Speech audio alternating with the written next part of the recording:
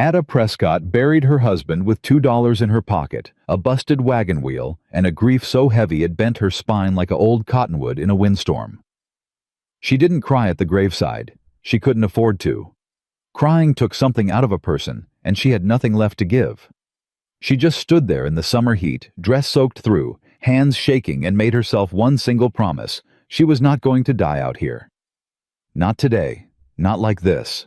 If this story already has you hooked, please subscribe to our channel. Hit that notification bell and drop your city in the comments below. I want to see just how far this story travels. Now let's go back to where it all began.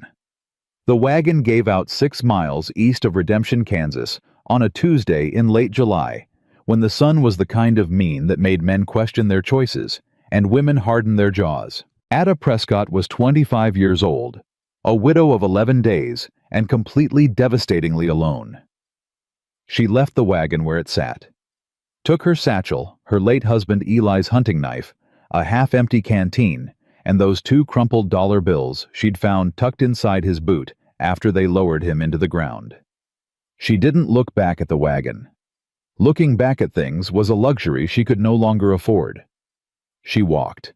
The grass on either side of the road was bleached pale gold, bent flat by a wind that carried no relief, just more heat, more dust, more silence. Her boots were already rubbing her heels raw by the time she saw the first fence post. Barbed wire strung tight and serious. Somebody's land. Somebody with the money and the will to mark what was theirs. She followed that fence line for nearly a mile before she found the gap, 2 posts leaning inward, the wire sagging between them like it had given up. She ducked through without stopping to ask permission. The line shack sat in a dry creek bed, half hidden by a stand of dead elms. The door hung off one hinge. The roof had a hole the size of a dinner plate on the south side. But it was shade, and shade was mercy. Ada dropped her satchel on the dirt floor and sat down on the edge of a rusted cot frame. She pressed her palms against her knees. Breathed. The heat pressed in through every crack in those walls, but she was out of the direct sun for the first time in 4 hours, and that counted for something. She took stock. $2, half a canteen, 1 knife, a satchel with a change of clothes, a tin of dried beans, and a needle and thread she'd carried out of habit since she was 13 years old. No husband, no farm, no plan. She unscrewed the canteen, took 1 careful swallow, and screwed it back tight. Then she got up and started looking for water. She found it 200 yards east, a shallow creek, barely running more mud than water this time of year, but real. She filled the canteen. She washed her face and her hands. She sat on a rock at the edge of that sad little trickle of water and let herself feel it all for exactly 60 seconds. She counted. 60 seconds of grief. 60 seconds of terror. 60 seconds of the kind of loneliness that doesn't have a bottom. Then she stood up, dried her hands on her skirt, and got to work. She snared a rabbit before sundown, using a loop of wire she'd stripped off that broken fence, and a technique Eli's father had taught her years ago, back when she was still a girl who believed in futures. She made fire with a piece of flint she found in the creek bed. She cooked the rabbit over a flame no bigger than her fist, eating slowly and deliberately, making it last. That night, she lay on that rusted cot frame, with her satchel tucked under her head, and listened to the dark. Coyotes somewhere to the north, wind moving through the dead elms, the distant mechanical rhythm of a windmill. A windmill meant a working property. A working property meant people. People meant either danger or opportunity, and Ada had reached the point in her life where she couldn't afford to assume the former. She closed her eyes and made herself sleep. She smelled the horse before she saw it. It was the second morning just after first light when she went back to the creek to fill her canteen. The scent hit her on the way, something wrong, something animal and hot and sharp underneath the ordinary smell of horse. She'd grown up around horses. She knew the difference between healthy sweat and the kind of sweat that meant suffering. She pushed through a thicket of scrub brush along the creek bank and stopped. The mare was down on her side in the shallow mud at the edge of the water. a bay dark as mahogany with a white star on her forehead that was caked with dried blood. Her breathing was ragged and shallow. Her legs were cut deep cuts, the kind that came from wire, not rocks. Barbed wire. The mare had gone through a fence line somewhere, probably in a panic, probably in the dark. She was still wearing a saddle. A good saddle-tooled leather silver hardware, a brand worked into the fender that Ada couldn't quite make out from where she stood. This horse belonged to somebody. Somebody who didn't know where she was. Ada crouched down and stayed very still for a long moment, watching the mare's ribcage rise and fall. "Easy," she said softly. "I see you." "See." The horse's ear flicked toward the sound of her voice, but she didn't try to lift her head. Too exhausted. Too far gone, maybe. Ada set down her canteen and made a decision that she understood, even as she made. It was going to cost her time and energy she didn't have to spare. She rolled up her sleeves and got to work.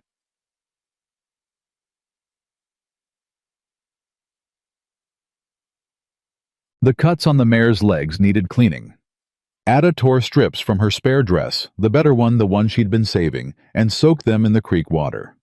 She cleaned each wound carefully, talking low and steady the whole time. "You're gonna be all right," she told the horse. "I know it doesn't feel that way right now. I know you're scared and you're hurting and you want to quit. But you're not gonna quit. You hear me? Not today." The mare's breathing began to slow toward something more regular. Her ear stayed fixed on Ada's voice. Ada found plantain weed growing in a soft patch along the creek bank, common as dirt and worth its weight in gold for drawing infection. She packed it into the worst of the cuts and bound them with her torn cloth strips. It wasn't much, but it was something. It was all she had. It took most of the morning to get the mare up. Ada urged her, coaxed her, got her footing sorted out from the mud, one hoof at a time. When the horse finally stood, trembling unsteady but standing, Ada pressed her forehead against the animal's neck and closed her eyes. "There you go," she breathed. "There you go, girl." She looked at the brand on the saddle again. A clear W inside a circle. Bar W. She'd heard that name before once in a town she'd passed through with Eli. Somebody's big cattle operation. Somebody with real money and real reach. She ought to return the horse.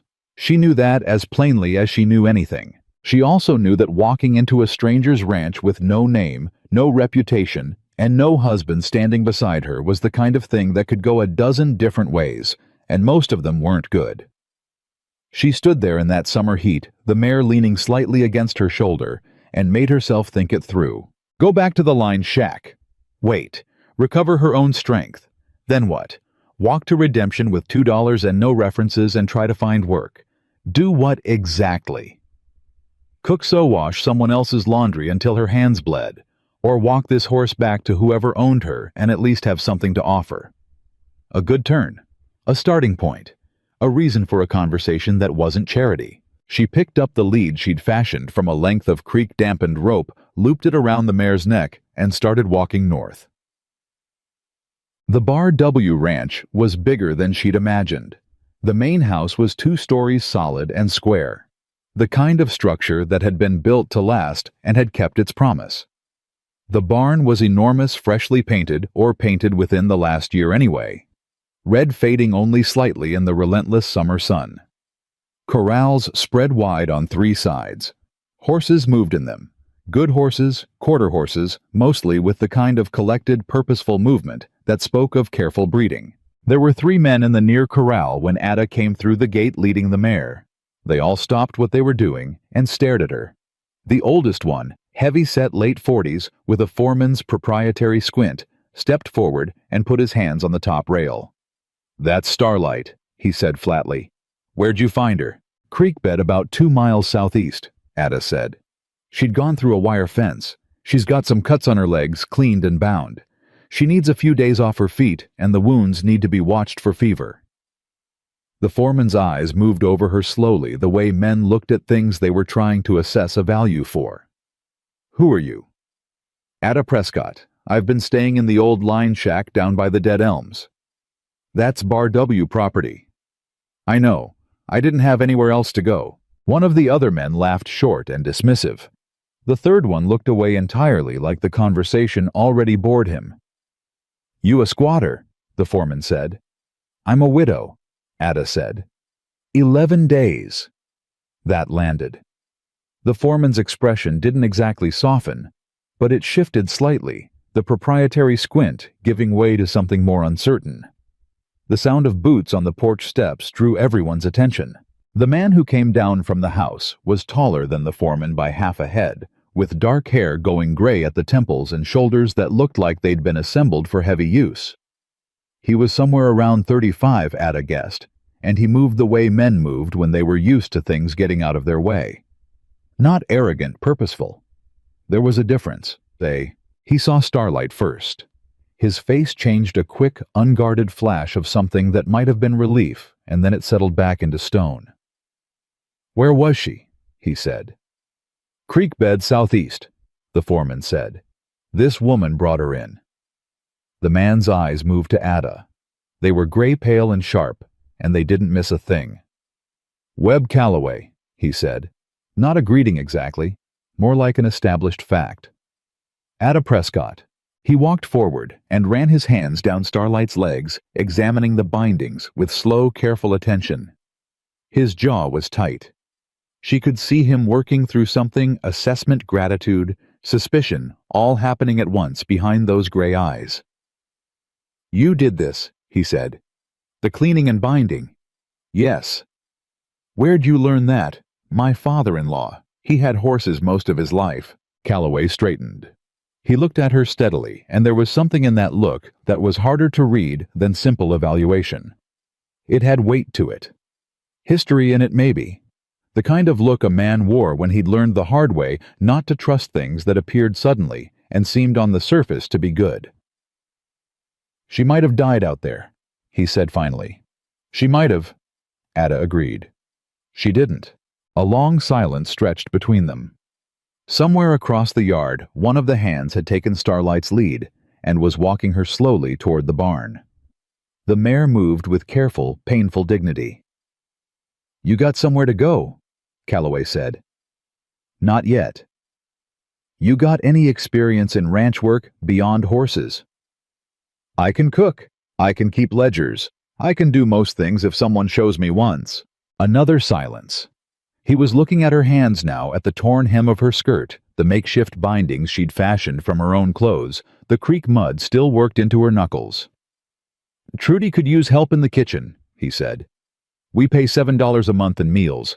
Bunkhouse for the hands. There's a spare room in the main house that was used for storage. You can have that." It wasn't generosity. She understood that clearly. It was a business transaction offered to a woman who'd brought back something valuable by a man who calculated things carefully before he offered them. "I'll take it," she said.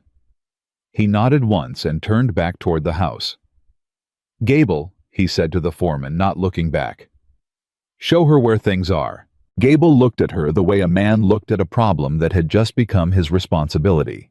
He jerked his head toward the house. "Come on, then." Ada picked up her satchel from where she'd set it down in the dust and followed him. The main house smelled like coffee and beeswax, and something slightly scorched, the kind of smell that meant a working kitchen that never quite caught up with itself. Trudy the cook was a woman in her 50s, with forearms like a blacksmith, and a disposition that made it clear she had already decided her opinion of Ada, and would be revising it exactly never. "You cook," Trudy said, looking her over without stopping what she was doing at the stove. "Well enough," Ada said. "You clean?" "Yes." "You complain?" "Not unless I've got something worth complaining about." Trudy's expression shifted almost imperceptibly. Not warmth, just a slight reduction in hostility. "Room's at the end of the hall upstairs," she said.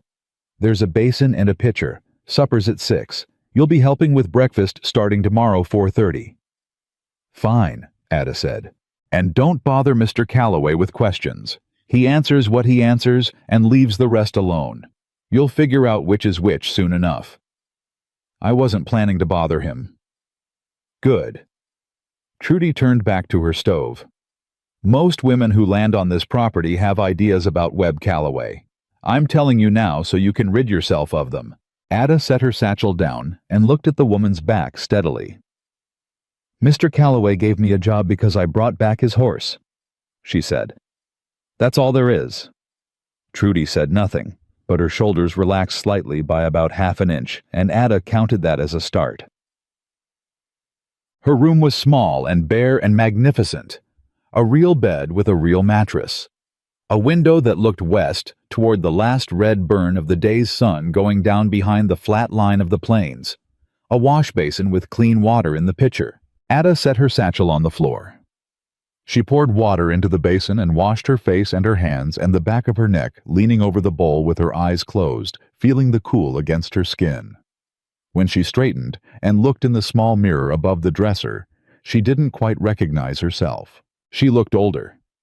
She'd lost weight in the 11 days since Eli died, and her face had the kind of sharpness that came not from beauty, but from necessity.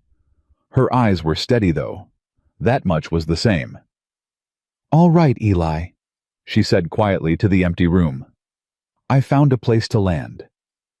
She pressed her palm flat against the windowsill and watched the sun go down. Outside, she could hear Webb Calloway's voice from somewhere near the barn, low-clipped, giving instructions. He didn't sound like a man who spent a lot of words on things that didn't need them. She'd known men like that. Her father had been like that. Eli had been the opposite, warm and easy and generous with his laughter, and she had loved him for it, and she had buried him in Kansas dirt, and she was not going to let that break her. She was going to be useful. She was going to earn her $7 a month and keep her head down and figure out what came next. That was all. That was enough. That was going to have to be enough. Somewhere in the barn she heard Starlight make a soft sound somewhere between a whinny and a sigh, and she found herself against everything almost smiling. "You're gonna be all right too," she said to the window, to the darkening plains, to nobody and everybody. "Just you wait." The wind moved through the summer grass outside, bending it flat, pushing it west, carrying nothing with it but heat and distance, and the particular silence of a frontier that owed no one anything and would outlast them all. Ada Prescott stood at that window until the last light was gone. Then she unpacked her satchel, folded her clothes, set Eli's hunting knife on the nightstand, within easy reach, and went to bed. Ada was up before 4:30. She didn't need anyone to wake her. Grief had cured her of deep sleep months before Eli even died, all those nights sitting beside him while the fever worked through him, watching his chest rise and fall, and praying it would keep doing both. Now her body simply refused to stay unconscious past the first gray hint of dawn. It was a kind of damage that had made itself useful. She was already at the stove when Trudy came down, coffee boiling and biscuit dough rolled out flat on the floured board. Trudy stopped in the kitchen doorway and looked at her for a long moment without saying anything. "Flour's in the wrong bin," Trudy said finally. "That's the coarse grind. Biscuits'll come out like gravel." "Then show me which bin," Ada said. Trudy crossed the kitchen, moved the dough to a different bowl, added a handful of the finer flour, and worked it in with her thick fingers without another word. Ada watched and remembered. She didn't ask twice about anything. Breakfast was served at 6 to 12 ranch hands, who ate like they were in a race and spoke to Ada, when they spoke at all, in the particular tone men used with women they hadn't yet decided what to make of. She poured coffee and kept her face neutral and her ears open. Webb Calloway ate at the far end of the table, apart from the hands by some unspoken agreement of rank. He ate fast and efficiently and said nothing until he was done, when he pushed back his chair, looked down the table at no one in particular, and said, "North fence needs walking today. Gabe'll take 2 men. Then he picked up his hat from the hook by the door and was gone. One of the younger hands, boy of maybe 19, freckled and loose-jointed, looked at Ada and said, "He always liked that."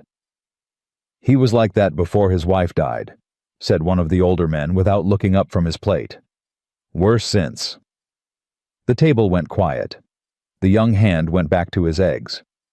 Ada gathered the empty plates and said nothing, but she filed it away carefully, the way she filed everything in the part of her mind where she kept things that mattered.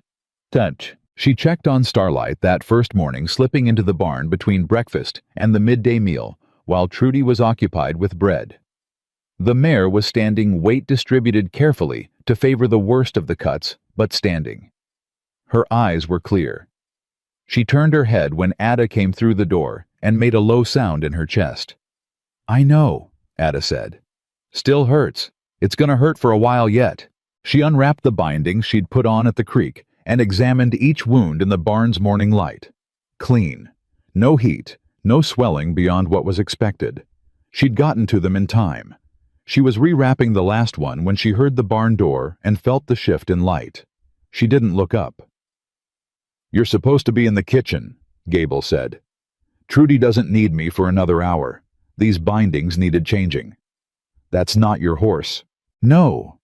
Ada agreed, smoothing the last strip of cloth into place. "But she doesn't know that." Gable stood in the doorway for a moment. She could feel him deciding whether to make something of it. He decided not to, which told her something about him, that he was the kind of man who picked his battles by how much they'd cost him, not by whether they were right. "Mr. Calloway's the one who decides what happens with his animals," he said and left. Ada patted Starlight's neck twice and went back to the kitchen. She found the ledger books on the third day. She'd been sent to the small room off the main hallway. Trudy called it the office, though it was barely bigger than a closet, to find a receipt for a feed delivery that one of the hands needed for a supplier in town. The receipt was easy enough to find. The ledgers were stacked on the shelf above it. 4 of them, their spines cracked and the entries inside written in 2 distinct hands. A careful, elegant one from several years back, and a second one more recent that was competent but hurried entries crossed out and re-entered columns that didn't quite balance. She wasn't snooping. She put her finger on the receipt and started to turn away. Then she saw the figure at the bottom of the most recent page. She stopped, looked again. Looked a third time. The numbers didn't add up. Not by a little, by a significant margin, the kind that either meant a serious arithmetic error or something worse. She stood there with the receipt in her hand and the ledger open on the desk, and thought about it for exactly as long as she could afford to, which was not very long at all. She put the ledger back exactly where she'd found it, and went and delivered the receipt. But she thought about those numbers all through the midday meal and all through the afternoon. And when she was lying in her room that night, listening to the summer dark outside her window, she was still thinking about them. She had kept books for Eli's father's farm for 3 years. She knew what honest errors looked like, and she knew what other things looked like. These weren't honest errors. She didn't know yet what to do with that knowledge, but she held it carefully, the way you held something sharp that you weren't sure you were going to need. The first time Webb Calloway spoke to her at any length was on the 5th day. She was in the barn with Starlight early again before the household woke, sitting on an overturned bucket beside the mare's stall, talking to her in the low, steady murmur that she'd discovered kept the horse calm during the morning changing of her bindings. She was mid-sentence about absolutely nothing, describing the biscuit dough from the morning before, how Trudy had a particular way of folding it that she'd been trying to replicate, when she heard the soft fall of boots in the straw. She looked up. Calloway stood at the far end of the stall gate, arms resting on the top rail, watching her. He'd clearly been there for at least a minute. His expression was unreadable in the dim light, but there was something in it that wasn't hostility, something quieter than that. "She likes you," he said. "She likes the sound of a voice," Ada said. "Doesn't much matter whose. It matters more than you'd think." He came into the stall slowly, the way a man came around a horse he knew well. No sudden movements, no wasted gestures. He ran his hand down Starlight's neck. The mare leaned into it. "She was my wife's horse," he said. "Catherine picked her out herself, said she had the best eyes she'd ever seen on an animal." Ada kept her hands moving, kept working on the binding, gave him room to say the thing or not say it. "Catherine died 2 winters ago," he said. "Fever." He paused. "Starlight hasn't let anyone handle her much since. She went through the fence line 3 nights ago. I figured she was dead." "She almost was," Ada said. He looked at her then directly, the way he hadn't quite done yet in the 5 days since she'd arrived. "Why'd you do it?" he said. "Bring her back. You could have kept walking, taken the saddle. The saddle's worth more than she is on paper, Ada said. But I wasn't raised to think that way. Calloway was quiet. Outside, the first birds were starting up the particular sharp calls of a plains morning, beginning to heat itself back up. "Where are you from?" he said. "Missouri originally. Eli and I were heading to Colorado when he got sick. Took him 3 weeks to die." She said it plainly because it was a plain fact, and she'd found that the only way to carry the weight of plain facts was to set them down where they were, instead of trying to dress them up into something more bearable. "I didn't have enough money to go back, and I didn't have a reason to go forward, so I stopped." Just like that. Not just like anything, she said. Nothing about any of it was just. He looked at her for another long moment. Then he nodded. Once the same single nod she was beginning to understand was his version of many things depending on context, and left the barn. She sat with Starlight in the quiet that followed, and tried to decide what had just happened. She couldn't quite name it. It wasn't the beginning of trust. It was too guarded for that, too careful on both sides. But it was something. A door that had been fully closed, now slightly ajar. She told herself not to read anything into it and got up to start breakfast. By the end of the first week, she had worked out the rhythms of the Bar W well enough to move through them without friction. Breakfast at 6. Morning barn work she'd claimed Starlight's care entirely now by virtue of being the first one who'd thought to do it consistently, and nobody had argued. Kitchen work through midday. Whatever Trudy needed in the afternoon. Supper at 6. It was in the in-between spaces that she did her real work. She found the second ledger discrepancy on the 9th day, and the third on the 11th. Each one larger than the last. Each one buried in the columns with just enough surface competence to escape a casual review. She said nothing. She was not yet sure she had the standing to say anything. Then she heard the name Silas Kane for the first time. It came from the bunkhouse. Two voices she'd started to be able to tell apart. The young freckled one whose name was Pete, and an older hand named Roy, who had a deliberate, measured way of speaking that made her pay attention. She wasn't eavesdropping. She was walking past with a basket of laundry. "Kane was here again yesterday," Pete was saying. "Saw him myself up on the ridge just watching." "He's been watching for weeks," Roy said. "Since Calloway turned down his offer on the water rights. Kane wanted that creek easement bad." "What happens if he can't get it legal?" Roy's pause was longer than it needed to be. "Nothing good," he said. "Silas Kane doesn't lose things legal or otherwise and just tip his hat and ride on." Ada kept walking.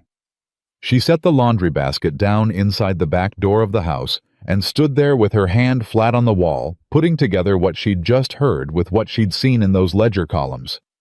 Water rights. Creek easement. Numbers that didn't balance. She didn't have all the pieces yet. But the shape of something was beginning to emerge, the way a form emerged from fog, not clear, not certain, but definitely there. She was carrying the evening coffee into the hallway when she heard Gable's voice from behind the office door, low and pressed flat in a way that was trying to stay quiet and not quite managing it. "I'm telling you, it's not going to hold much longer. He's going to look at the books." A second voice, someone she didn't recognize, slightly muffled. "Then make sure there's a good enough story in those books that it doesn't matter. And if that widow starts talking, she's been in and out of that office, then handle it." The second voice was gone. She heard the sound of someone moving toward the door, and she stepped back, quickly, moved down the hall, set the coffee tray down on the kitchen table without a sound, and stood with her back against the wall, and her heart hammering against her ribs. "Handle it." Gable came down the hall. He stopped when he saw her. Something crossed his face quick and ugly before he smoothed it back. "You're up late," he said. "Coffee for Mr. Calloway," she said. "Trudy asked me to bring it." He looked at her for 3 full seconds. She kept her face still, and her eyes neutral, and counted every one of those seconds. "Right," he said, and walked past her and out the back door. She breathed. She picked up the tray with hands that were almost steady and knocked on the office door. "Come in," Calloway said. He was at the desk, papers spread in front of him, his jacket off and his sleeves rolled. He looked up when she set the tray down, and something in her face must have been showing because his expression sharpened immediately. "What's wrong?" he said. She set the coffee pot down carefully. She'd been turning this moment over in her mind since the hallway, rehearsing it, discarding versions, trying to find the form of it that was direct enough to matter and careful enough not to be dismissed. "Mr. Calloway," she said, "I need to tell you something, and I need you to hear it before you decide whether or not to believe it, because I know I don't have much standing here, and I know how this is going to sound." He set down his pen. He leaned back. He gave her the full weight of his attention in that particular way. He had absolute stillness, absolute focus, and said, "Go ahead." "I've been in this office twice finding things I was sent to find," she said. "And I've seen your ledger books. Not because I was looking for anything, I want to be clear about that. But I've kept books before for 3 years, and I know what I'm looking at when I look at them." She paused. He said nothing. "There are entries in your most recent ledger that don't balance," she said. "Not by accident. The pattern's too consistent for accident. And 5 minutes ago in the hallway, I heard Gable talking to someone I didn't see, and he said—" She stopped, started again. "He said that if I started talking, someone needed to handle it." The silence in that room was a different kind of silence than any she'd encountered in the 2 weeks she'd been on the Bar W. It had density to it. Weight. "You're accusing my foreman," Calloway said. His voice was level. Completely level. That was the thing that frightened her just slightly, how still he went when something hit him. "I'm telling you what I saw and what I heard," Ada said. "What you do with that is your business." He looked at her for a long time. "Show me," he said. She pulled the ledger from the shelf, the most recent one, and opened it to the first page she'd noted. She set it in front of him and pointed to the column and the entry and the balancing entry that didn't balance. Then she moved to the second, then the third. He didn't speak while she showed him. He looked at each entry with that same still absolute focus, and she watched something move through his face that was harder than anger and quieter than grief. The particular expression of a man who was not surprised and hated that he wasn't surprised. "How long?" he said. Not to her specifically, to the ledger, to the room. "Based on when the entries shift character 7-8 months maybe," she said. "Around the time of the water rights dispute from what I can tell." He closed the book and sat back. "Ada." He said her name for the first time without the formality of the surname. "What I'm about to ask you to do is more than I've got the right to ask." She waited. "I need to know the full scope of this before I move on Gable," he said. "If I move too soon before I've got the whole picture, he'll cover what's left, and I won't be able to prove anything. I need someone to go through every entry in all 4 of those books and tell me exactly how much is missing and where it went." He looked at her steadily. "That's a week's work, maybe more. And it puts you in a position that's not safe if Gable figures out what you're doing." "He already suspects," Ada said. "I know." She looked at him. He looked at her. The coffee was getting cold between them. "I'll do it," she said, "but I want something in return." His eyebrow moved just slightly. "I want you to listen," she said. "When I bring you what I find, I want you to believe me before you ask me to prove it twice. I've been in this house 2 weeks, and I've been looked at like a problem every single day. I'm not a problem. I'm the person who found your horse and brought her back and just handed you a reason to fire your foreman instead of letting him bleed you dry. So I want you to listen to me like what I say has value." Something shifted behind his eyes. Not the slight reduction in hostility she'd gotten from Trudy, or the cautious reevaluation she'd gotten from Pete and the other hands. Something more than that. Something that was, unless she was entirely wrong about the man, the beginning of actual respect. "Fair enough," he said. Outside, the summer dark pressed against the window. Somewhere on the ridge to the north, though neither of them could see it, Silas Kane's men were watching the lights of the Bar W burn into the night. And in the barn, Starlight stood in her stall, with her legs heeled halfway, and her eyes clear, and waited for morning. She started on the ledgers that same night. Calloway gave her a lamp, a fresh pot of coffee, and the key to the office door. He said nothing else. He didn't need to. She sat down at that desk, opened the oldest ledger to the first page, and began. She worked the way she'd learned to work as a girl, methodically, without rushing, moving through each column the way you moved through a field. You were searching, not skipping anything, not assuming you already knew where the thing was hidden. The first book was clean.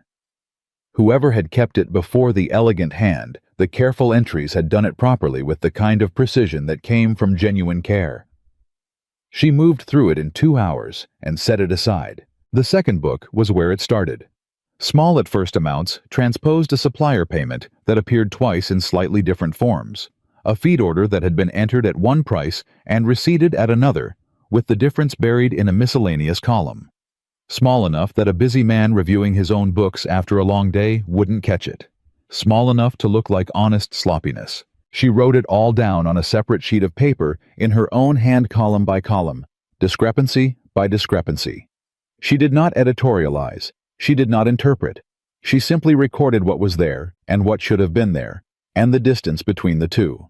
By the time the house was fully asleep and the lamp had burned down a third of its oil, she had a number. Not the final number. She still had 2 books to go, but enough of a number to make her chest go tight and still. Gable hadn't been stealing pocket money. He'd been systematic, deliberate. The kind of deliberate that required planning and patience, and the certainty that no one was looking closely enough to catch it. She closed the second book, pressed her palms flat on the desk, and thought about the voice she'd heard behind the office door. Not Gable's voice. The other one. The one she hadn't recognized, muffled and certain, telling Gable to handle it. She picked up her pen and kept working. She was back in the kitchen at 4:30. Trudy came in 20 minutes later, took one look at her and said, "You sleep at all?" "Some," Ada said, which was technically true if you counted the hour and a half on top of the covers with her boots still on. Trudy studied her for a moment, with those sharp, practiced eyes that didn't miss much. "You're keeping something," she said. It wasn't a question. "I'm keeping plenty of things," Ada said. "Most of them aren't mine to share." Another of those half-inch relaxations in Trudy's shoulders. The older woman turned to the stove and said, "Eggs are low. I'll need someone to go to the Delaney farm this afternoon." "I'll go," Ada said. "You know where it is. I'll find it." Trudy made a sound that might have been approval and handed her a pot to fill.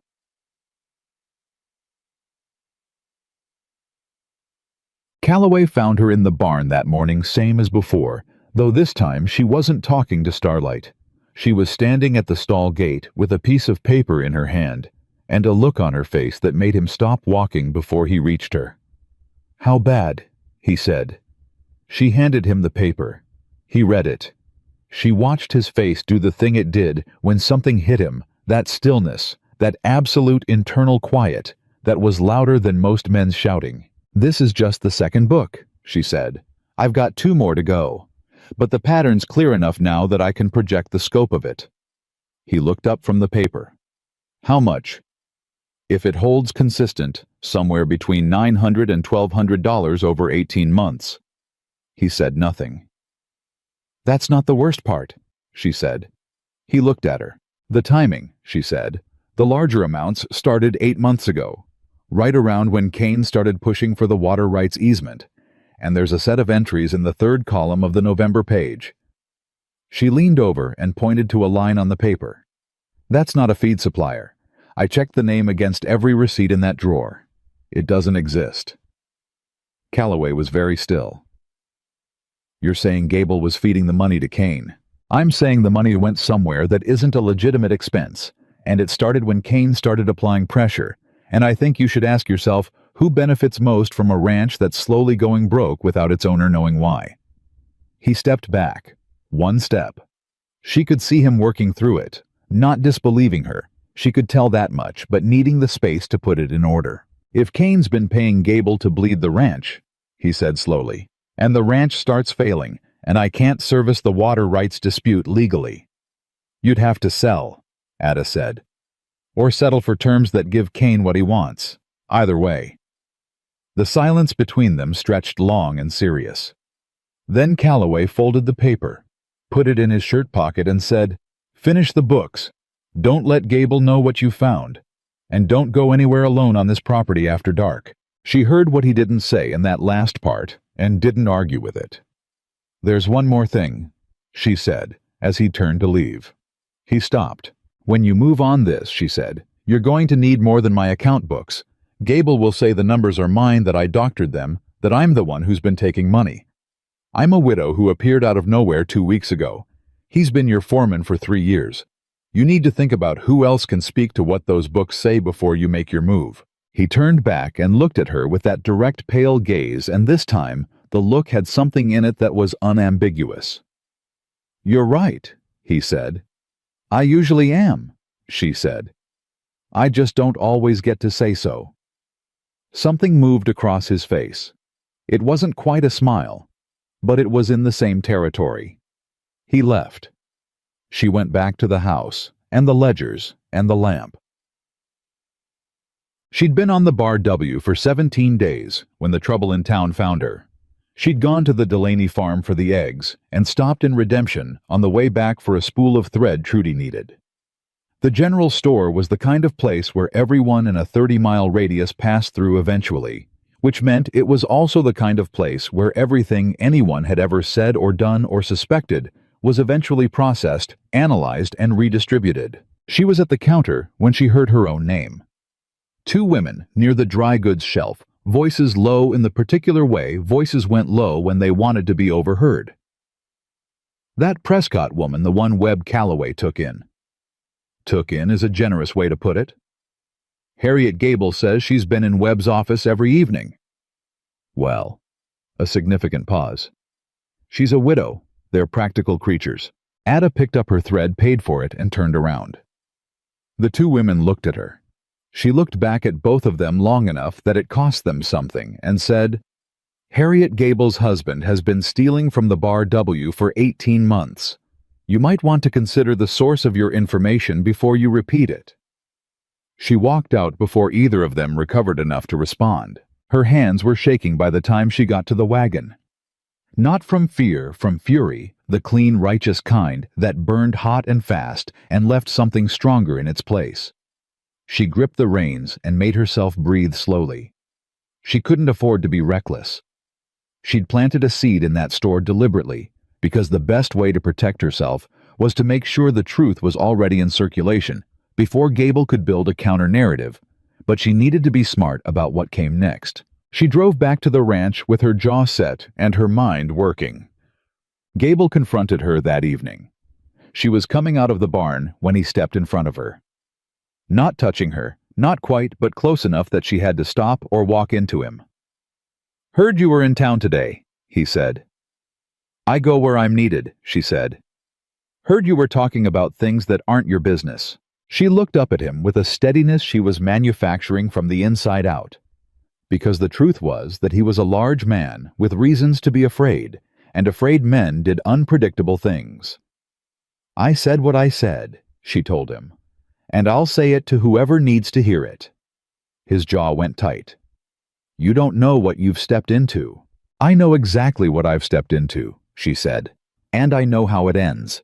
Men like you always think the person who sees them is the problem. They're wrong. The seeing already happened. The only question now is what comes next." He stepped closer. She didn't step back. She kept her eyes on his and her hand loose at her side, 3 inches from Eli's knife on her belt, where she'd taken to wearing it the last 3 days. "Webb Calloway doesn't know you," Gable said. "He doesn't owe you a thing. You're a nobody from nowhere, and when this shakes out, that's all you'll still be." "Maybe," she said, "but I'll be a nobody who told the truth. Can you say the same?" He stared at her. Something in him wanted to do something she could see it happening. The calculation running behind his eyes, and then something else in him thought better of it. He stepped aside. She walked past him at a steady pace and didn't look back until she was inside the house. Then she leaned against the wall in the back hallway and pressed her hand flat over her sternum and gave herself 30 seconds to shake. 30 seconds. No more. She told Calloway that night. All of it. The store, the two women, Harriet Gable's name being used as a source, the confrontation at the barn door. She told it plain and in order, the way she always told things, and she watched him absorb each piece of it with that particular focused attention she'd come to rely on. When she finished, he sat forward and laced his hands together on the desk. "He's going to move soon," Calloway said. "If he thinks you've started talking." "He knows I've started talking," she said. "That's why I did it in town and not in private. The more people who already know, the harder it is for him to make what I've found disappear." Calloway looked at her. "That was calculated." "Yes." "That was also brave or reckless depending on how you look at it." "I prefer brave," she said. "But I'll accept either." He almost smiled. She was getting better at seeing it the way his face moved fractionally in the moments when something got past his defenses. It was always brief, but it was there. "I'm going to ride to the county seat tomorrow," he said. "I need the sheriff, not Redemption's sheriff, the county. Redemption's too small and too tied to people who've got interest in how this comes out." He paused. "I'll be gone 2 days, maybe 3. She felt the shift in the room, the particular quality of a situation's center of gravity moving, leaning towards something irreversible. "And while you're gone," she said. "You're the one who knows where everything is in those books," he said. "I need you here. I need those final tallies finished and written clean, every discrepancy documented with the corresponding entry marked. Something a county sheriff can sit down with and understand in an hour." He looked at her directly. "Can you do that?" "Yes," she said. "Gable can't know I've gone to the county. Far as anyone's concerned, I'm riding to look at cattle on the East Range." "Understood." He stood. He looked at her for a moment and she thought he was going to say something else, something beyond the logistics, something that had been building at the edges of every conversation they'd had for the last week. But he just picked up his hat and said, "Lock the office when you're done each night," and walked out. She turned back to the ledgers. Outside, the night was hot and thick and windless, the kind of summer night that pressed in on all sides and made you feel the weight of what was coming. She opened the third book and started reading.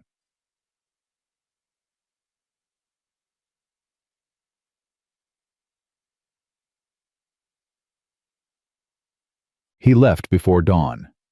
She heard the hoofbeats from her room and lay still until they faded. Then she got up, lit the lamp, and went to the office. She worked through that first day with a focus that narrowed everything else down to peripheral noise. Trudy brought her food at midday without being asked, set a plate beside the lamp, and left without comment. And Ada ate with one hand and kept writing with the other. Pete knocked on the door in the afternoon to ask about something for supper, and she answered and went straight back to the columns without interrupting her count. The final number, when she reached it, was worse than her projection. $1,432, 18 months.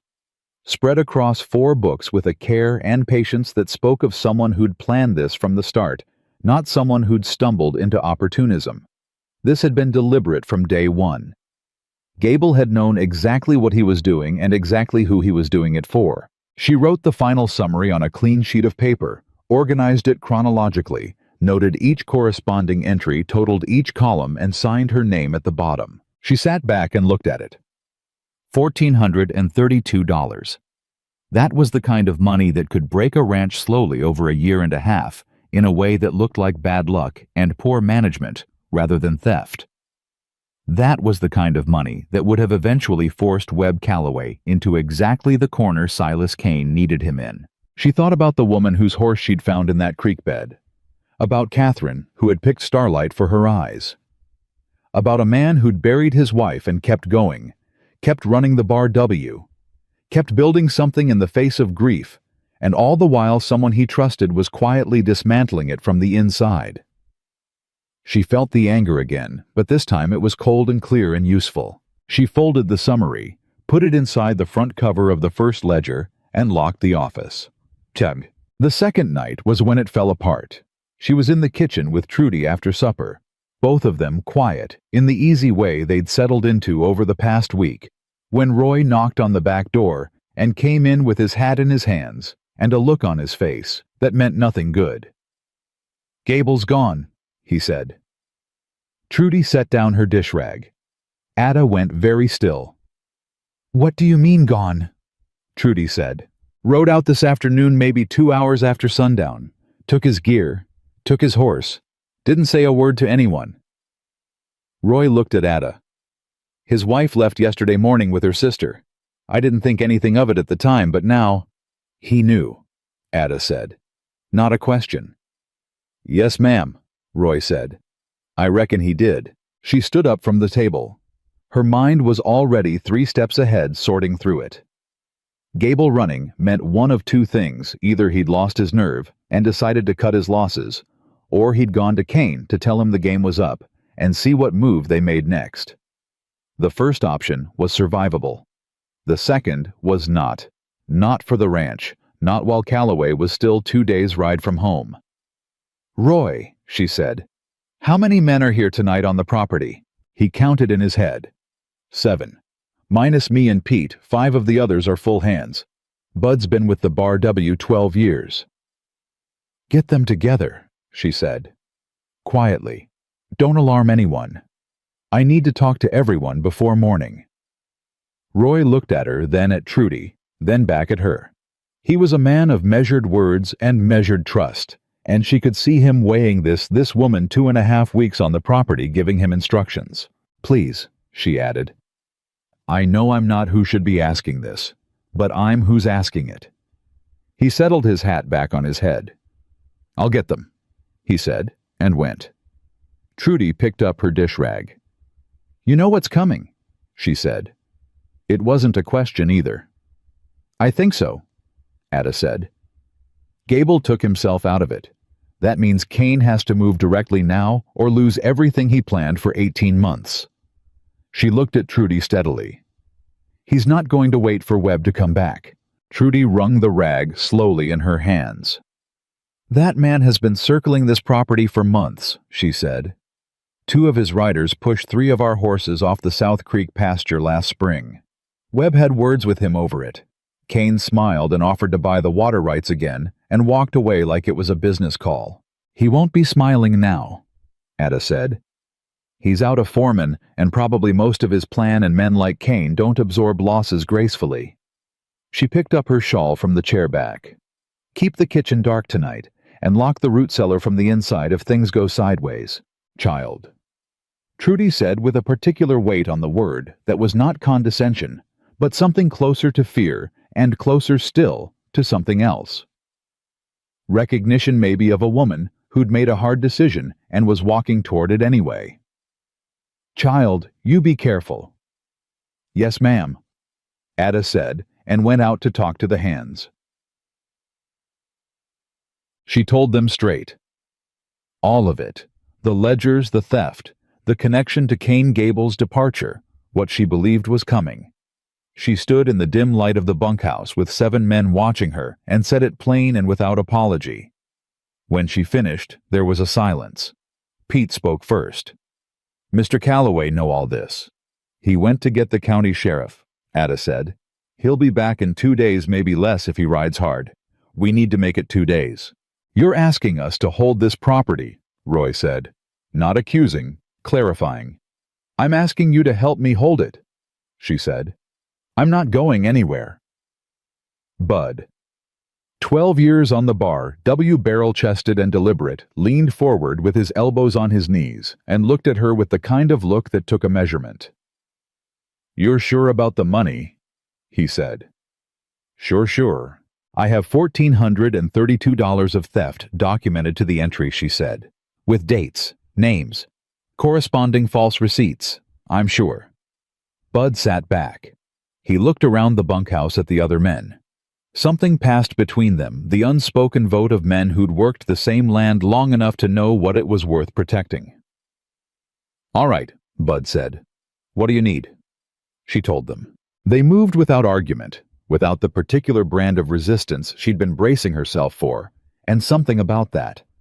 The clean, unqualified way these men accepted the authority of a plan when the plan was good made her breathe easier than she had in days. She went back to the house. She unlocked the office. She took the ledgers out and wrapped them in oilcloth and put them in the bottom of the flour bin in the kitchen, where they would survive water and survive fire and survive anything short of the ground itself giving way. Then she went to the barn. She stood outside Starlight's stall in the thick, hot dark and listened to the mare breathe. "He'll be back," she told her. 2 days. We just need 2 days." Starlight shifted her weight. The wound on her foreleg was almost healed. Far out across the summer plains in a direction Ada couldn't see and couldn't name. Something was already moving toward them through the dark. She could feel it, the way you felt a storm before the clouds arrived. Not in any one thing, but in the pressure of everything, the particular stillness of the air, the way even the horses in the corrals had gone quiet in the last hour. She went back inside, sat down in the kitchen with Trudy's rifle across her knees, and waited for morning. It came. Quiet. Too quiet. And then, just before noon on the third day, when the heat was at its worst and the dust on the north road was barely visible through the kitchen window, Roy came through the back door at a dead run and said the 3 words she'd been dreading since the moment Gable rode away. "They're coming," he said. "Kane's men. 8 of them, maybe more, armed." Ada stood up. "Get everyone to their positions," she said. "Now." She was through the back door before Roy finished his sentence. The heat outside hit her like a wall, the particular merciless weight of a Kansas noon in July, but she moved through it without slowing, crossing the yard toward the barn, where Bud was already positioning himself near the corral gate, rifle in hand, face set with the calm of a man who'd been through bad days before and knew how to hold himself together inside them. "How far?" she said. "Roy figures 10 minutes," Bud said. "Maybe less. They're not trying to hide." That told her something.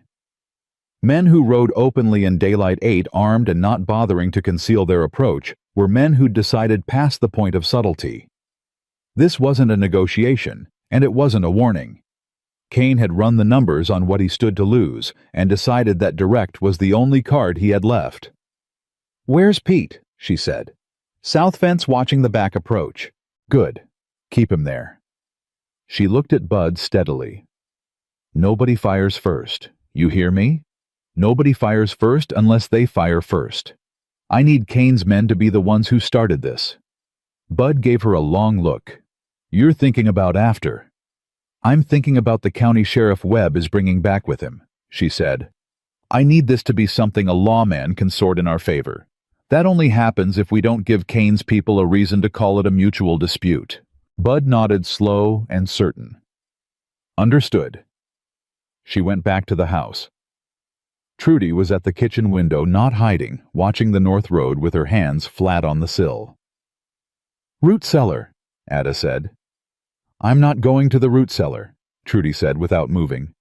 "Trudy, I've been on this property longer than Gable, longer than half those hands out there, and longer than you." She turned from the window and looked at Ada with a steadiness that was its own kind of courage.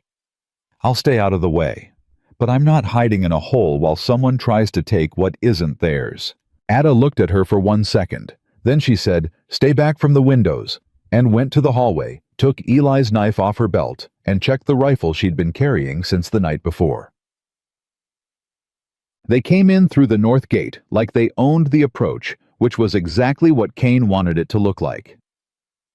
7 riders, not 8, she counted from the second-floor window as they crossed the yard, with the 8th man hanging back near the gate, on a gray horse watching.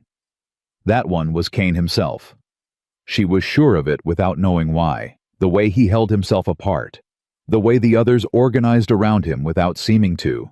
The lead rider pulled up in the center of the yard and looked around with the practiced ease of a man performing authority he didn't quite have. "Need to speak to whoever's in charge," he called out. Roy stepped forward from near the barn. "Mr. Calloway's on the property," he said, which was technically a lie and technically not, since this was still Calloway's property and Calloway's authority Roy was representing. "You got business with the Bar W, you stated. Our business is the water easement on the South Creek," the lead rider said. "Mr. Kane's been patient long enough. We're here to formalize an arrangement." "There's no arrangement to formalize," Roy said. Mr. Calloway's position on the water rights hasn't changed. The lead rider looked around the yard. Counting men, Ada realized. Making calculations. Be a shame, he said conversationally, if something happened to those horses in the South Corral. Fancy animals, skittish maybe. The threat was so naked, it was almost stunning in its directness. Ada felt the cold run through her, followed immediately by something else. Clarity. The same sharp, useful clarity she'd felt in the kitchen with the rifle across her knees. The same thing she'd felt in that creek bed when she'd looked at Starlight's wounds and made a decision. She came out the front door and walked into the yard. She heard Bud make a sound behind her, sharp, involuntary, the sound of a man watching someone do something he can't stop in time, but she was already moving, and there was no point in hesitating.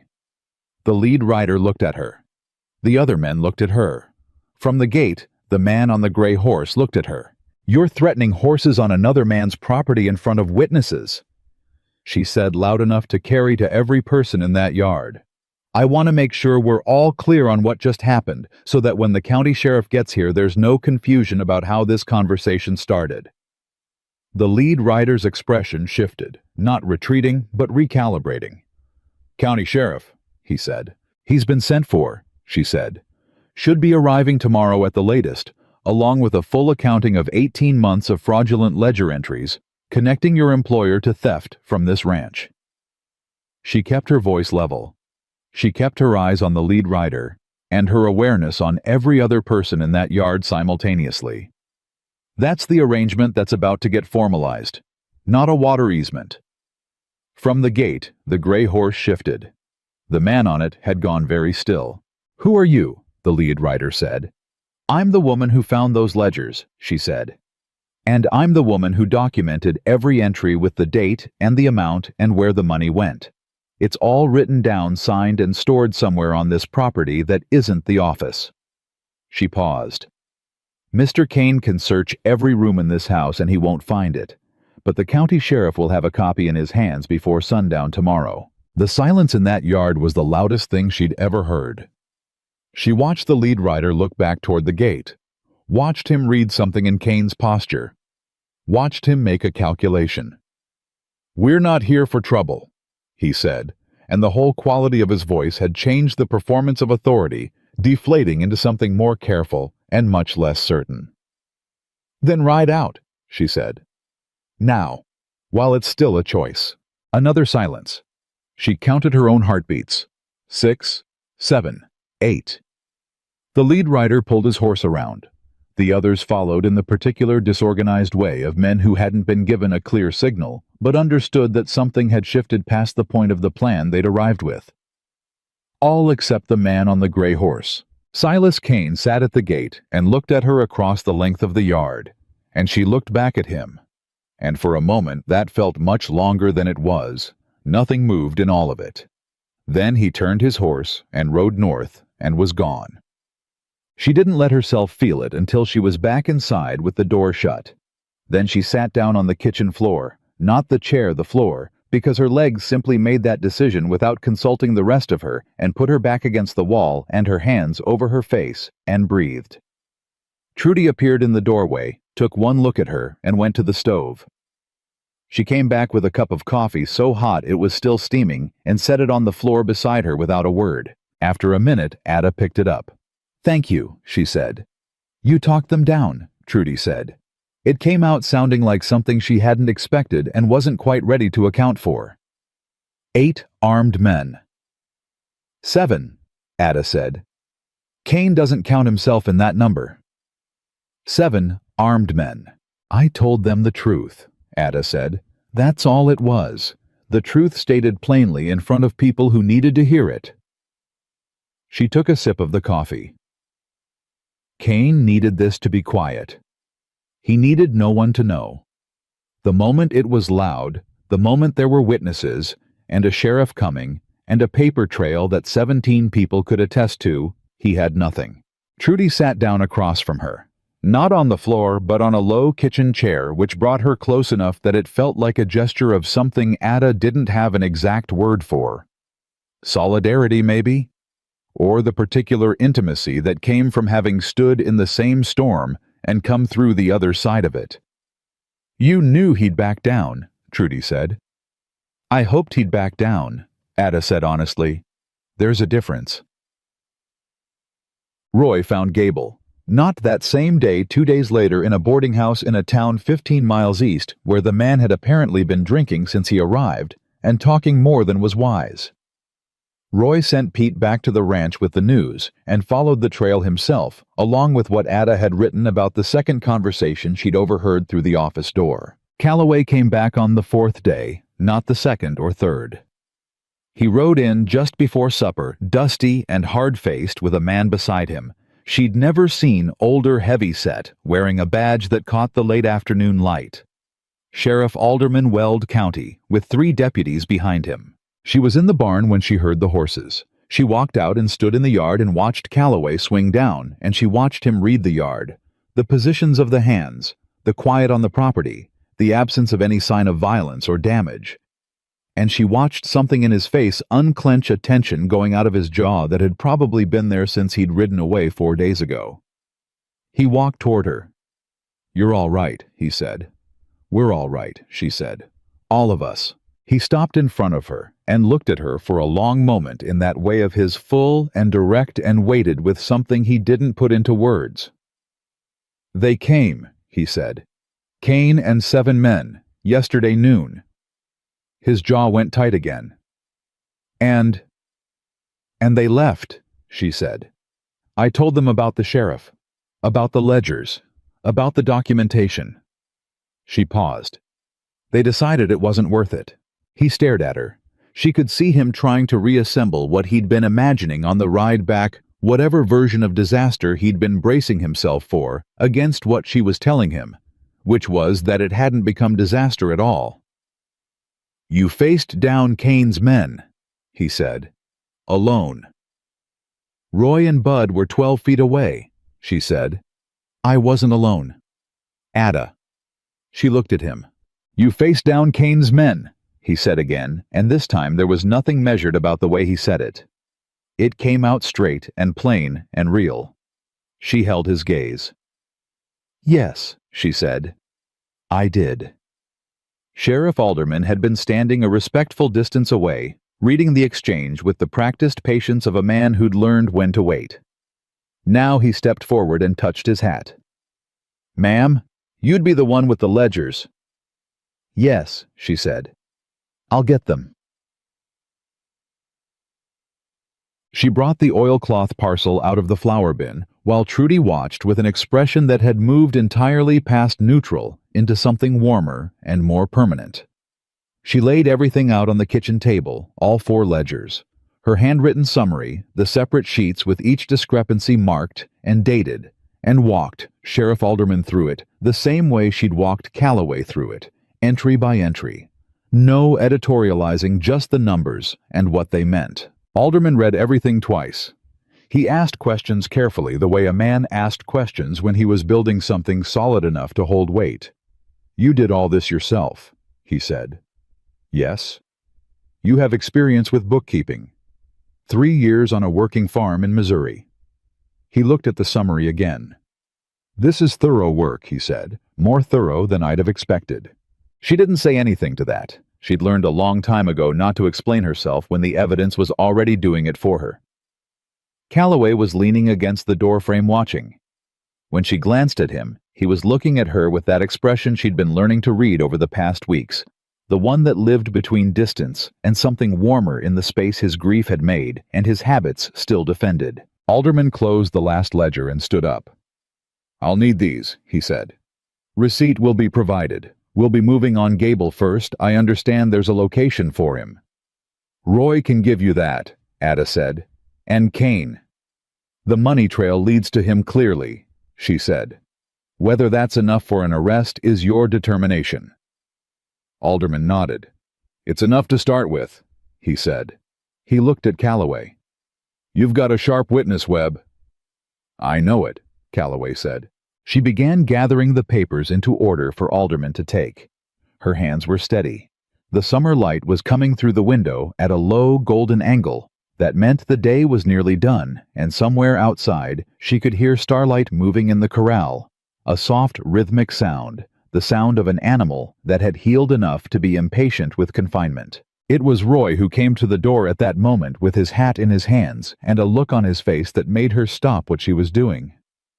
"Miss Ada," he said, "you'd better come see." She looked up.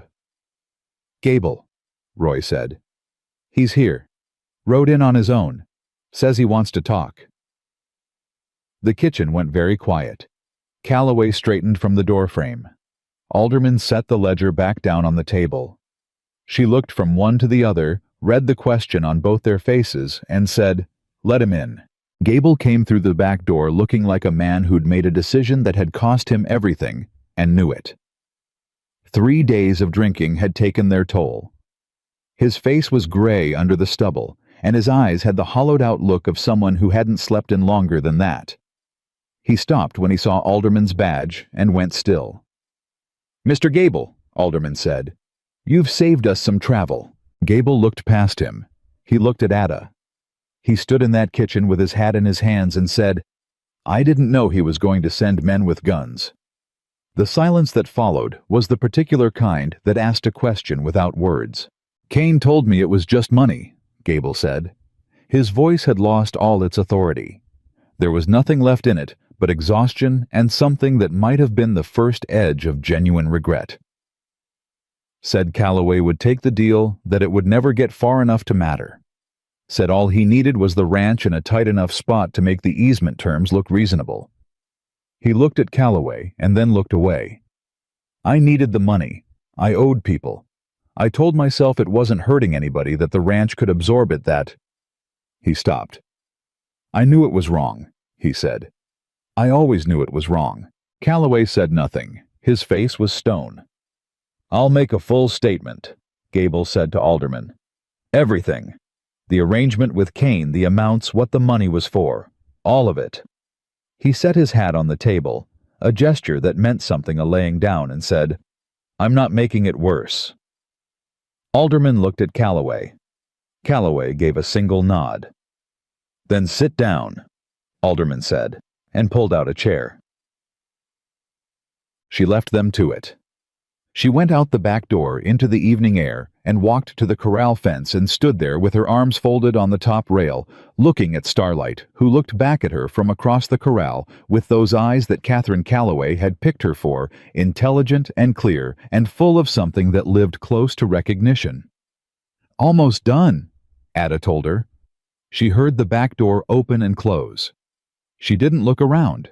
She didn't need to. Calloway came and stood beside her at the fence, close enough that their arms nearly touched.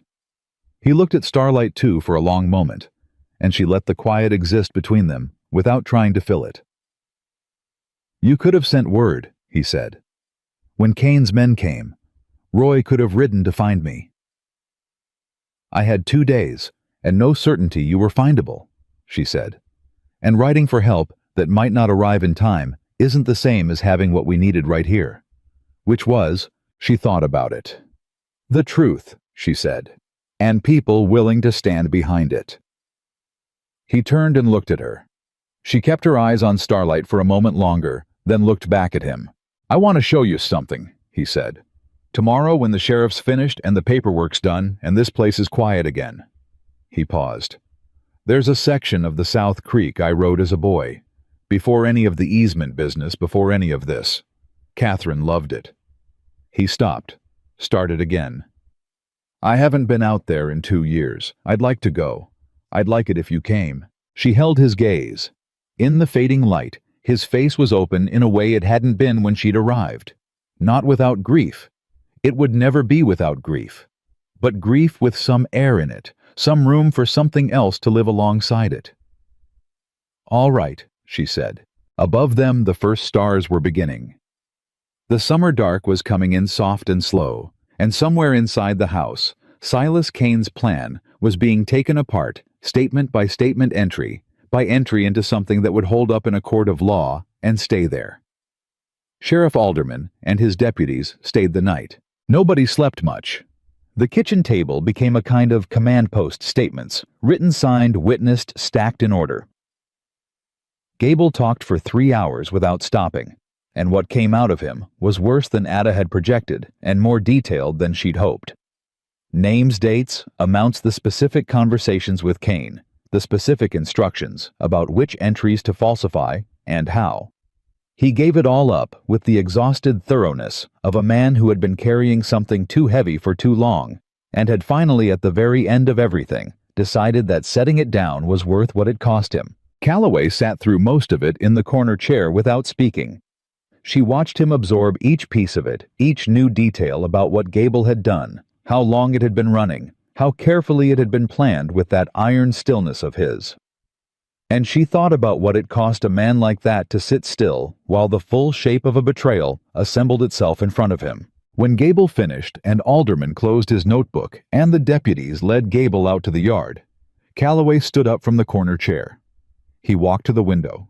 He stood there with his back to the room for a long moment, and nobody said anything because there was nothing to say that the silence wasn't already saying better. Then he turned around. He looked at Ada. "Go get some sleep," he said. "Both of you." He included Trudy with a glance. "Tomorrow's going to be long enough." Trudy made a sound that was halfway between agreement and argument and took herself upstairs.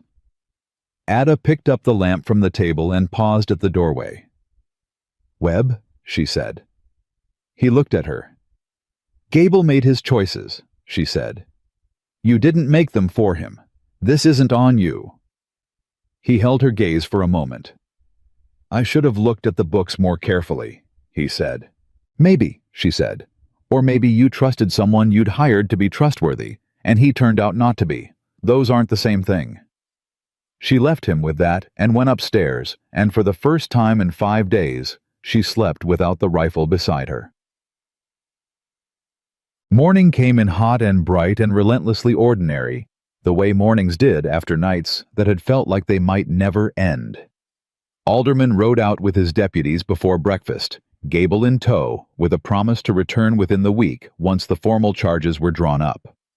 He shook Calloway's hand, and then, to her mild surprise, turned and shook hers.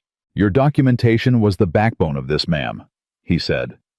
"Without those ledgers organized the way you had them, we'd have been working for a month just to establish the pattern. This'll go considerably faster." He looked at her steadily. "You ever need a character reference for anything you write to my office?" She thanked him and meant it. Pete and Roy were at the corral fence when she crossed the yard, watching the deputies ride north. Pete looked younger in the morning light, unburdened in the way young people got when the tense thing was over. Roy looked the same as always, measured, quiet, permanent. "You did good," Roy said without looking away from the road. Coming from Roy, that was a speech. "We all did," she said. Pete grinned. "You walked out into that yard and talked down 7 armed men with nothing but your mouth and a piece of paper," he said. "That's something I'm going to tell people about for the rest of my life." She laughed, an actual unguarded laugh, the first one in longer than she could immediately remember. It felt strange in her chest, good strange, like something coming back online that she'd forgotten was still there. They rode south after breakfast, just the two of them.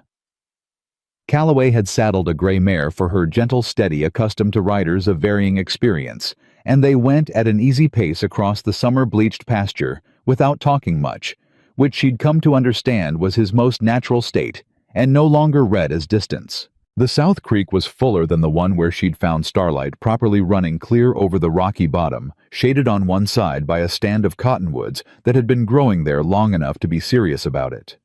She understood immediately why someone would want rights to it. She also understood, sitting beside it in the dappled July heat, why someone who loved this land would refuse to give it up. Calloway dismounted and let his horse drink. She did the same. They stood on either side of the creek for a moment, then he crossed to her side and sat down on a flat rock near the bank, and she sat beside him, and for a little while neither of them said anything at all.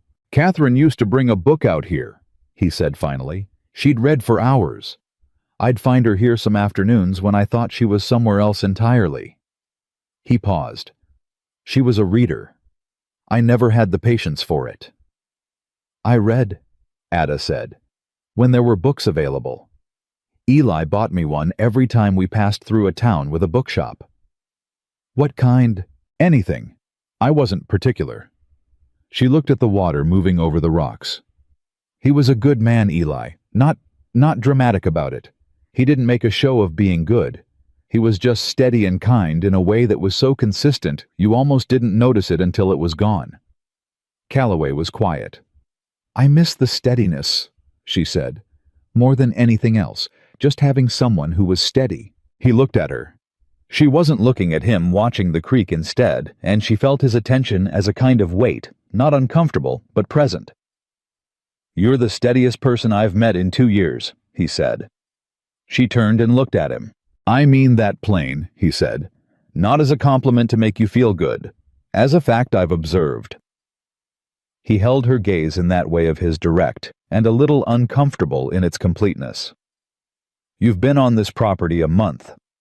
In that time you brought my horse back from the dead, found a theft that would have bankrupted me inside another year, held this ranch together while I was gone, and talked down armed men without firing a single shot. And I haven't once seen you lose your footing. I lost my footing, she said. In the kitchen, after Kane's men left, I sat on the floor. That doesn't count, he said. It counts, she said. I'm not made of iron web. I was frightened. I know, he said. That's what I'm saying. You were frightened and you did it anyway. That's not the same as not being frightened. That's better. She held his gaze. Something had shifted in the quality of the air between them, not dramatically, not with announcement, but with the quiet, irreversible certainty of a season turning. I don't know what I'm going to do next, she said.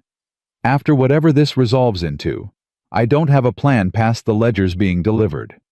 You have a position on this ranch, he said, for as long as you want one.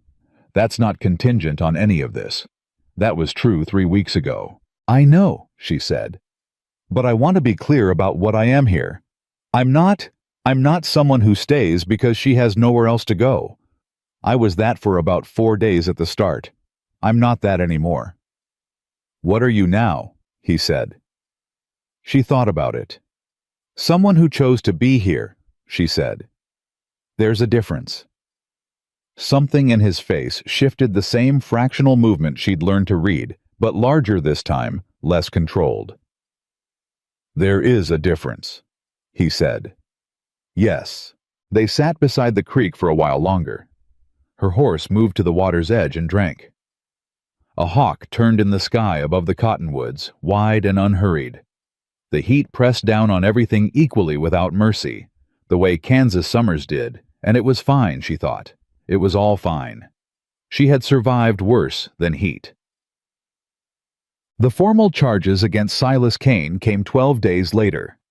Alderman rode out with a deputy and 2 folded documents, one for Calloway's records, one for the county file, and sat at the kitchen table drinking Trudy's coffee while he explained what the charges meant and what the process would look like going forward. Kane was charged with a conspiracy to commit fraud, financial manipulation of a private business enterprise, and trespassing with armed intent.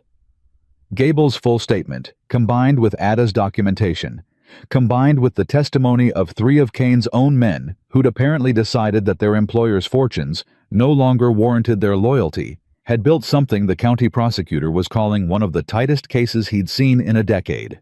Kane's lawyer will fight it, Alderman said. They always do, but the evidence is the evidence, and there's a lot of it. He looked at Ada. You'll be called to testify, both of you. He nodded to include Calloway. Probably in the fall when the circuit court comes through. We'll be there, Calloway said. She noticed the we. She thought he did too. After Alderman left, Calloway came to find her in the barn. She was with Starlight where she usually was in the early afternoon, the mare now fully recovered and entirely too comfortable with being fussed over. You hear all of that? He said. Yes, she said. You all right with the testimony? I kept honest records and told the truth to the people who needed to hear it, she said. I'm not afraid of saying so in a courtroom. He leaned on the stall gate and watched her work for a moment. Alderman's office sent a formal letter of commendation, he said, for your work on the ledgers. It'll be on record. She paused, looked at him. That's... She stopped, started again. I didn't do it for a commendation. I know, he said. That's probably why you got one. She laughed, that unguarded one again, the one that felt like something returning, and he smiled. A real one this time. Not the near miss she'd been cataloging for weeks. An actual smile with his whole face in it, and she understood in that moment why Catherine Calloway had picked this man. Why she had sat beside this creek with her books and come back to this house and built a life here with him. There was something under the stone of him that was worth the work of getting past the stone. Chapter. 3 days after that, Eleanor Gable came to the ranch. She arrived without announcement in a borrowed wagon, a woman of 60, with her husband's name, and none of his instincts, who had apparently spent the 2 weeks since his arrest methodically separating herself from everything he'd done, with a thoroughness that Ada could only describe as surgical. Trudy answered the door and came to find Ada with an expression that communicated several things at once. Eleanor Gable stood in the front hallway and looked at Ada with the direct evaluative gaze of a woman who was used to assessing situations quickly and had reached her conclusions before the door was fully open.